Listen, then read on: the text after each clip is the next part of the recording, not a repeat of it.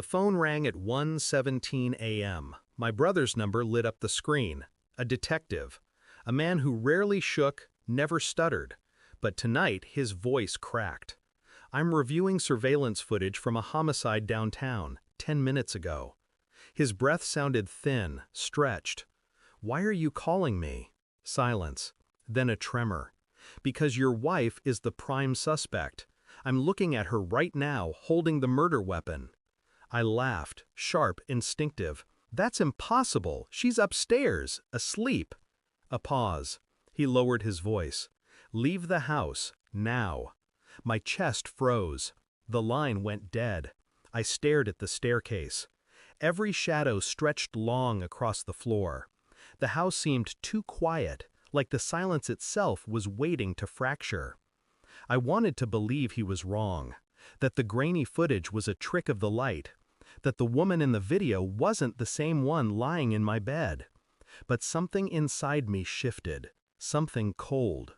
I stood at the foot of the stairs, listening. No movement above, just the steady hum of the house. Her purse lay on the counter, the zipper open. I saw a smear of something dark near the seam. Not blood, lipstick. Too careless for her. She was meticulous about appearances, always polished, always precise. I told myself it meant nothing, but the unease spread. I checked the garage. Her car was still warm.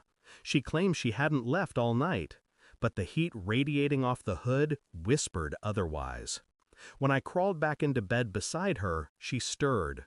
Her breathing slowed into practiced sleep, a little too perfect.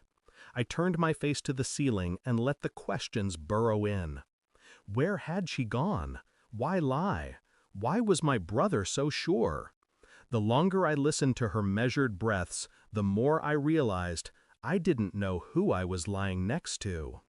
The next days, I played my role. Husband, companion, silent observer. I watched her pour coffee, kiss my cheek, smile like nothing was cracked beneath the surface. But I tracked everything. Her phone left face down on the table. A late-night shower with clothes hidden at the bottom of the hamper. A perfume I'd never smelled before, clinging faintly to her hair. I said nothing. Words were weapons, and I wasn't ready to strike. Instead, I pulled threads. Quietly, methodically. I asked my brother for still frames from the footage. He resisted, then relented.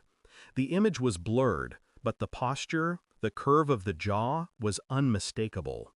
I slipped a strand of her hair into an envelope and mailed it to a lab. DNA testing. I claimed it was for a genealogy kit. She laughed, didn't suspect a thing.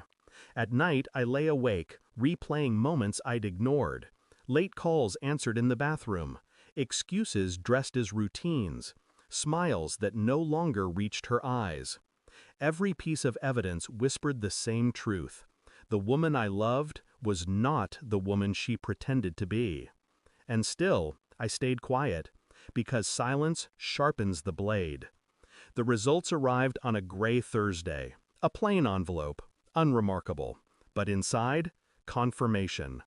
DNA on the murder weapon matched her. No margin of doubt.